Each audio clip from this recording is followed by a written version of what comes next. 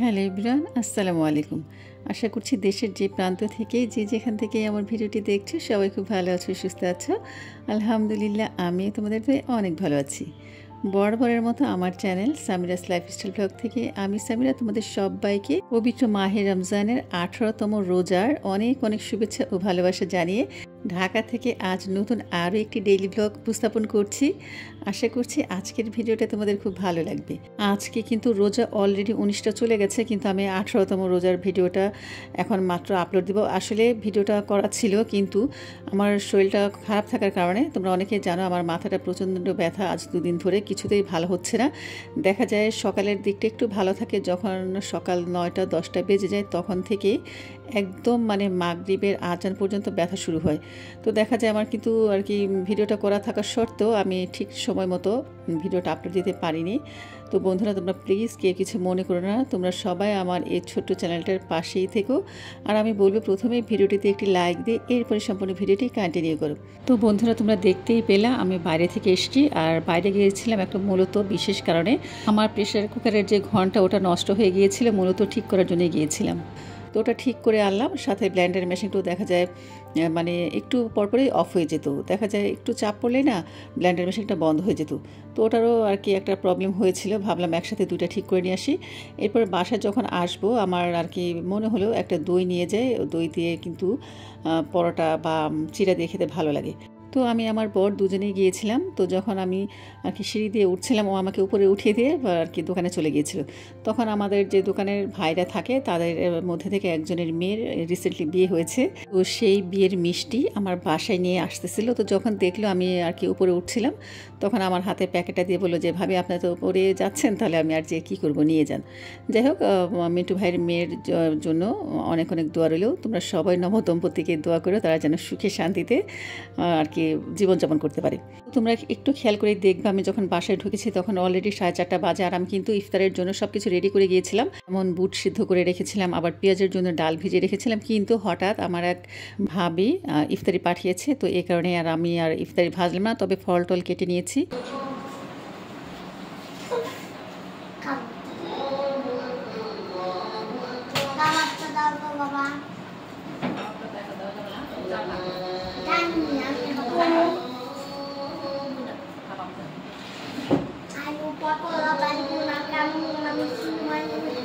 আমার এই যে দিবা না, এটা দিয়ে আমি করি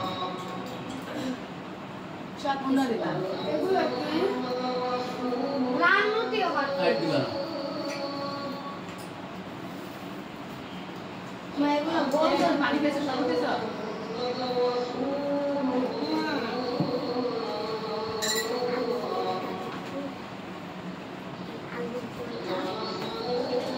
নাকি আলুর গোলটা দে তো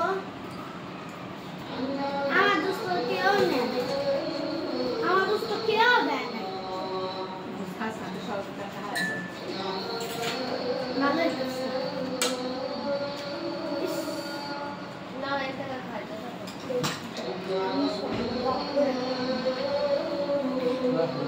মিষ্টি না সব ওটা তো সামনে দাও তো আব্বা জান, ওটা আমার সামনে দাও তো আব্বা জান। এটা না, এটা সাথে ডিমেরটাও বরাবর উঠা লাগবে।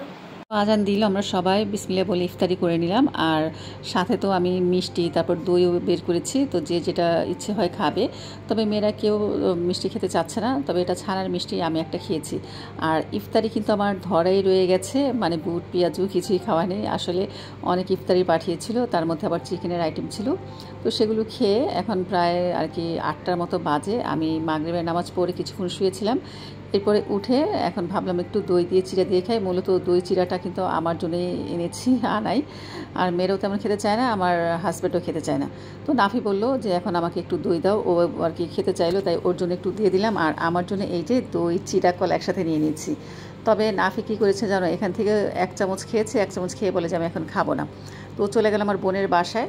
আর আমার কিন্তু আজকে রান্না বাড়া শেষ। আজকে রান্না করেছি কলমি শাক দিয়ে চিংড়ি মাছ দিয়ে। তো সেটা তোমাদের আর দেখালাম না, আসলে সবসময় দেখাতে ইচ্ছে করে না, আবার দেখা যায় অনেক সময় ভুলে যায়। তবে আজকে রান্না দেখানোর ইচ্ছে ছিল কিন্তু মনে ছিল না।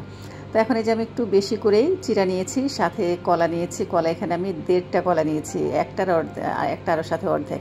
তো সবগুলো এখন মাখিয়ে নিব। কেন যেন আমার কাছে এই জিনিসটা তো আগে আমি নামেই জানতাম না, আর এখন এটা কিন্তু মাঝে মাঝে খেতেই ভালো লাগে।